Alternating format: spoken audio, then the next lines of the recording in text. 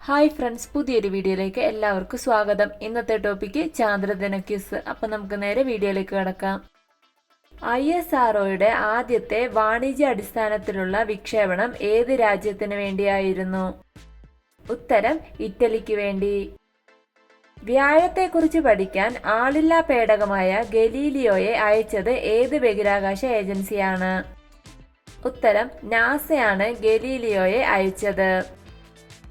ഏത് രാജ്യത്തിന്റെ ബഹിരാകാശ ഏജൻസിയുടെ ആദ്യത്തെ ശുക്ര പര്യവേഷണ ദൗത്യമാണ് വീനസ് എക്സ്പ്രസ്? ഉത്തരം യൂറോപ്യൻ ബഹിരാകാശ ഏജൻസിയുടെ ആദ്യ ശുക്ര പര്യവേഷണ ദൗത്യമാണ് വീനസ് എക്സ്പ്രസ്.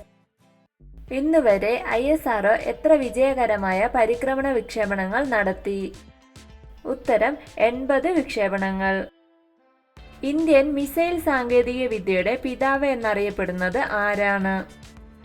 ഉത്തരം APJ അബ്ദുൽ കലാം. അഗ്നിച്ചിറകുകൾ ആരുടെ ആത്മകഥയാണ്?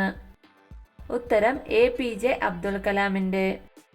നാസയുടെ ബഹിരാകാശ യാത്രികർ അറിയപ്പെടുന്നത് ഏത് പേരിലാണ്? ഉത്തരം ആസ്ട്രോനട്ട് എന്നാണ് നാസയുടെ ബഹിരാകാശ യാത്രികർ അറിയപ്പെടുന്നത്. RLVയുടെ പൂർണ്ണരൂപം എന്താണ്? ഉത്തരം റീയൂസബിൾ ലോഞ്ച് വെഹിക്കിൾ എന്നാണ് RLVയുടെ പൂർണ്ണരൂപം. PSLVയുടെ പൂർണ്ണരൂപം എന്താണ്?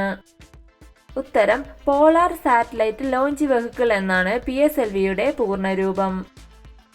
GSLVയുടെ പൂർണ്ണരൂപം എന്താണ്? ഉത്തരം geo synchronise satellite launch vehicle എന്നാണ് GSLVയുടെ പൂർണ്ണരൂപം. യൂറോപ്യൻ സ്പേസ് ഏജൻസിയുടെ ആസ്ഥാനം എവിടെയാണ്? ഉത്തരം പാരീസിലാണ് യൂറോപ്യൻ സ്പേസ് ഏജൻസിയുടെ ആസ്ഥാനം.